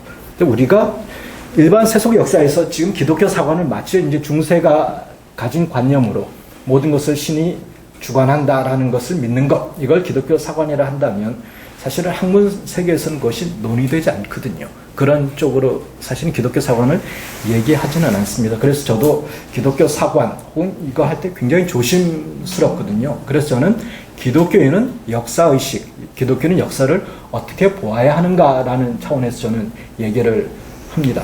그래서 제가 이제 조금 더 구체적으로 말씀을 드리자면 교회가 혹은 역사의 주체, 중세 시각처럼 혹은 그리스도인이 역사의 주체이기보다는 실은 이제 구약 제가 성경을 잘 모릅니다만 그러지 않습니까? 하나님이 때로 이방을 쓰시기도 하고 도구로 그렇죠? 근데 실제로 하나님의 역사를 보면 신의 뜻, 정말 하나님의 뜻에 부합한 사람들을 통해서 이제 역사가 이루어져 가는 거죠. 그래서 역사의 주체는 실제로는 그런 신의지를 구현할 수 있는 또 하나님의 뜻을 알고 분별할 수 있는 그래 그 시대 정신에 부응할 수 있는 개인이나 그 개인의 연대가 역사의 주체이지 어떤 제도나 어떤 기독교의 흐름 이것과 역사의 주체를 우리가 혼돈하는 것 이건 좀 곤란하겠다. 그리고 지금은 사실 그런 식으로 역사를 바라보는 것이 우리 안에서도 사실은 얘기되지 않거든요. 굉장히 나이브한 것이고. 그래서 저는 조금은 더 교회보다는 정말 과연 이 시대의 정신을 우리 개개의 그리스도인들이 찾고 구현하고자 하는가. 저는 조금은 더 그런 쪽에 관심을 두고 있습니다. 그 일반 역사학자들은 그렇게 관심을 두지 않았을 것 같은데 사실 예수 믿으면서 역사에 대한 이해를 할 때 함석헌 씨가 쓴 뜻으로 본 한국 역사에 아마 감동을 받은 사람들이 굉장히 많거든요. 그러면서 이제 이 책에도 신명기 역사관을 부분적으로 좀 말씀을 하셨는데, 이 속에 역사 속에 이렇게 숨겨진 하나님의 이 감추어진 뜻을 이렇게 포착할 수 있는, 사실은 목회자가 단위에서 설교할 때 말씀을 읽으면서 그 속에 담겨져 있는 우리가 그냥 문자로 봐서는 안 되는 영적 세계에, 그것은 수평적인 것이 아니라 수직적으로, 그래서 우리는 계시라고 표현을 하는데 계시적으로 다가오는 그것을 포착하면서 말씀을 함께 나누는 거거든요. 그래서 우리 최 교수님은 그 함석헌 선생의 그런 입장들은 그냥 하나의 시대적인 단편에 멈춰서야 되는 것인지, 아니면 조금 더 그런 것들을 우리의 역사적 이면 속에서 움직이시는, 그 부분은 사실 굉장히 주관적이 될 가능성이 많습니다만, 그런 것들을 이렇게 열어놓고 계신지, 역사에 있어서. 저는 이런 거죠. 제가 말할 수 있는 영역의 것과 제가 말할 수 없는 영역의 것이 있는 것 같아요. 그러니까 제가 어떤 신앙적인 고백으로서, 전 목사님 말씀하신 것 충분히, 저도 그렇게 이제 신앙적인 고백을 하는 거죠. 저도 그것에 대해서 어떠한 반대도 없습니다만, 제가 어떤 학문적인 글쓰기를 한다라고 할 때 그렇게까지 제가 써나갈 재간은 없다라는 거죠. 그러나 이것이 그 속에서 역사하시는 어떤 계시로 역사하시는 하나님에 대해서 제가 부정한다, 이런 차원의 것은 저는 절대 아닙니다. 그리고 여전히 지금도 하나님 역사는 이 속에서 일어나고 있고, 그렇기 때문에 교회가 존속하고 있고, 저는 그렇게 믿거든요. 근데 그것을 제 나름의 언어로, 굳이 그런 식으로 표현하지 않아도 저는 표현할 수 있는 방법, 혹은 길, 이걸 이제 찾아서 평이하게 설명하고자 하는 것이죠. 그래서 사실 얘기할 부분들이 많이 있을 것 같습니다. 여기 2장으로 이렇게 길게 쓰시는 분은 아마 제가 제일 처음에 질문했던 이미 텍스트 자체에 대한 부분을 조금 더 연구를 해야 될 것을 너무 이렇게 단순하게 텍스트로 그냥 성경 하나를 이렇게 묶어 두신 것이 아닌가 하는 질문을 했습니다. 혹 질문 있으시면 더 하시고, 제가 사실은 이거 다 제가 쓴 거 질문하려면 오늘 저녁 같이 하셔야 되는데, 제가 이제 이런 것만 2가지만 제가 한번 여쭤보고 싶은데, 우리 23쪽에 보니까 성경에 대한 절대적인 믿음이라는 엄정한 신학적 사유보다는 품이 넉넉한 인문학적 상상력이 더 우리가 개발해야 될 것이 아닌가 하는 그런 말씀을 이렇게 써놓았을 때, 제가 이렇게 느꼈던 것은 뭐냐면, 사실은 성경을 오해한 보수적 신학이라 그럴까요? 문자적 신학들 또는 교조주의적 신학들, 이런 것들이 텍스트를 향해서 가려고 하는 많은 좋은 분들의 의도를 꺾어버리는 이 장애가 된다 그럴까? 그게 저는 제일 안타까운 거예요. 뭐냐면 성서 자체에 나타난 것이 풍성한 창조적 상상력이 구약과 신약에 가득 있는데, 이 부분을 굉장히 단순한 도식으로 멈춰서게 하고 인문학적 그 상상력이 더 클 수 있다. 이제 그 점에 있어서 이제 제가 이제 이 책을 읽으면서 늘 계속해서 의문했던 것인데, 성서가 갖고 있는 이 상상력, 그러니까 이걸 여기에서 이런 말씀도 하셨잖아요. 초대 교회의 것을 뭐라고 표현하셨느냐면 제3의 자리, 소위 제3의 자리가 초대교회의 그 모습이었다. 그 제3의 자리는 뭐냐면 텍스트, 컨텍스트의 이 상호 관계 속에 그것을 늘 할 수 있는 제3의 자리. 그게 뭘까? 그래서 저는 초대교회에서 그것이 예수 그리스도, 뭐 성령의 역사라고 하지만 늘 저는 예수 그리스도로 보거든요. 제3의. 오늘날도 컨텍스트 비판받아야 되거든요. 예. 컨텍스트는 온전하고 텍스트가 문제가 아니라 컨텍스트 오늘에서 보는 인문학적인 태도도 비판을 받아야 되는데 인문학적으로 모든 것을 보려고 할 때 인문학은 완벽한 것이고 인문학은 더 이상 비판의 대상이 아닌 것으로만 판단이 될 때 문제가 생긴다는 거죠.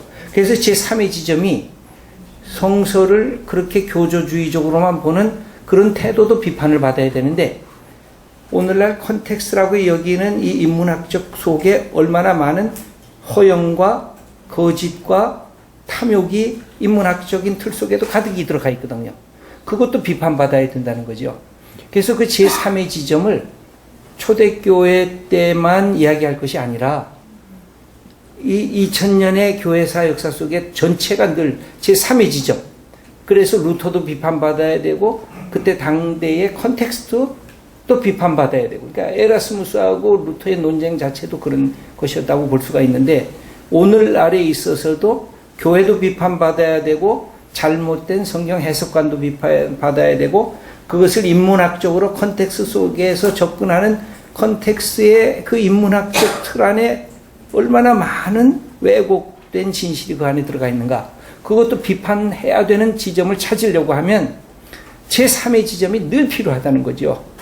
근데 그 제3의 지점을 얘기하지 않으면 한쪽이 도구마적 독점권으로 갖고 모든 것을 판단하려고 하니까 그 제3의 지점은 저는 늘 그래서 예수 그리스도라는 살아계신 인격 여기도 말씀하셨을 때 십자가와 부활이라고 하는 이 도식을 계속해서 말씀을 하셨는데 바로 그 지점을 통해서 오늘날 모든 것이 목회자도 비판받아야 되고 신학자도 철학자도 인문학자도 잘못된 교리 교호 목회자도 이게 다 비판받아야 되는 신학자 그것이 제3의 지점을 이야기하지 않으면 이것이 갖고 있는 일종의 대립성의 구조로만 멈춰설 수 있다는 거죠. 이분법적으로.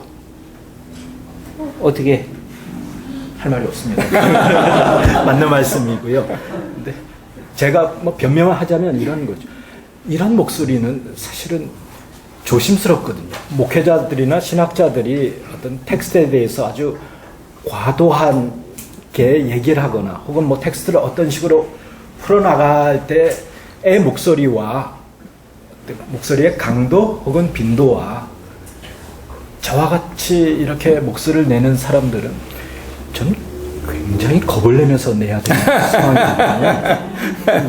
이게 맞아요. 외국 캐나다 교수님이기 때문에 이런 말씀도 하실 수 하시는 거거든요. 저한테도 이렇게 연락이 오거든요. 당신의 이것에 대한 태도는 무엇이냐. 근데 저한테 오는 건 사실 괜찮은 건 학교에도 오거든요. 이게 끊임없이 저는 비판을 위한 비판이기보다는 최소한의 어떤 균형을 잡아주는데 이런 목소리도 조금은 필요하다 싶은 거지. 제가 이것이 유일하고 혹은 이걸 많이 이런 식의 제가 생각을 하지는 않습니다. 그러나 이런 것도 한 번쯤 우리가 고민해 보아야 되지 않을까. 이런 차원에서 얘기를 한 거죠. 오늘 제가 임자를 제대로 만났습니다. 아니 가끔 저는 왜 이런 제3의 지점을 늘 얘기하냐면 오늘날 이 정치적인 구조도 그런데 과거는 보수주의가 애국 그러잖아요. 근데 이제 최근에 정부의 권력을 가진 사람이 애국을 주장을 했거든요. 이 패러다임이 똑같이 그 패러다임이 일어나고 있거든요. 한쪽을 주장함으로 반대편을 escapegoat으로 만드는 겁니다. 희생양으로. 그러니까 이게 권력을 가진 사람이 갖고 있는 가장 강력한 것. 지금도 보수적 기독교가 갖고 있는 것은 어디엔가 희생양을 만들어야 되거든요. 만들려니까 딱 잡히는 게 있잖아요. 너희 동성애자, 그 다음에 이슬람, 그 다음에 몇간 종북, 좌파. 그러니까 이게 희생양을 만들어야 돼요. 그러면 이게 똑같은 구조인데 힘을 가진 자가 희생양을 만들면 제일 무섭습니다. 힘이 없는 자가 적대하고 비판하고 도전하는 것은 힘이 없으니까 굉장히 아직도 대화의 가능성이 열어지는데 힘을 가진 자, 그게 아까 계속해서 저도 대형교회 목회를 한 사람이라 그게 할 말이 없어요. 대형교회는 힘을 가진 권력, 종교 권력이거든요. 근데 이게 종교 권력보다 더 무서운 것은 정치 권력이에요. 정치 권력은 딱 붙잡아 가둘 수가 있거든요. 그러나 종교 권력은 아무리 이단해도 그 사람을 대해서 어떻게 할 수가 없어요. 이런 구조가 지금 한국 사회 정치, 경제, 종교, 문화 속에서 이게 일어나고 있다는 거. 이걸 저는 지금 제일 이게 아주 염려스러운 우리의 위기적 상황으로 이게 몰아가는 부분이 아닌가 하는 걱정을 하고 있습니다. 그래서 이게 이런 틀들을 저도 이제 함께 고민하면서 저는 굉장히 많이 배우고 도전을 받았습니다. 병 주고 약 주시는 것 같은데. 오늘 시간이 많으면 더 얘기를 할 수 있을 것 같은데, 정말 제가 그래서 아까 저 목회자도 아니시고 목사도 아니시고 신학자도 아니시고 인문학자로서 얘기를 하신다 그래서 그만큼 이렇게 범위가 자유로운 것, 그래서 이 내용을 여러분 꼭 읽으셨으면 좋겠어요. 저는 여러 가지로 이분이 참 많은 지식과 또 지혜를 갖고 그 다음에 글을 잘 쓰고 아주 명료하게 잘 쓰고 계세요. 아마 입장이 조금 다른 부분이 있을 것입니다. 그런 부분은 함께 소화하시면서 이것을 함께 읽어나가면 우리가 섬기는 교회 속에서 좋은 변화와 개혁의 자리가 될 수 있지 않겠는가 하는 생각을 가져봅니다. 지금 원래 9시 10분까지 끝나려고 그랬는데 15분이 됐습니다. 오늘 이렇게 긴 시간 우리 인문학적인 관점에서 어떻게 한국교회가 변화되어야 될 것인가를 말씀해 주신 것 너무 고맙고 감사드립니다. 한번 우리 감사의 박수를 해 주시면 좋겠습니다.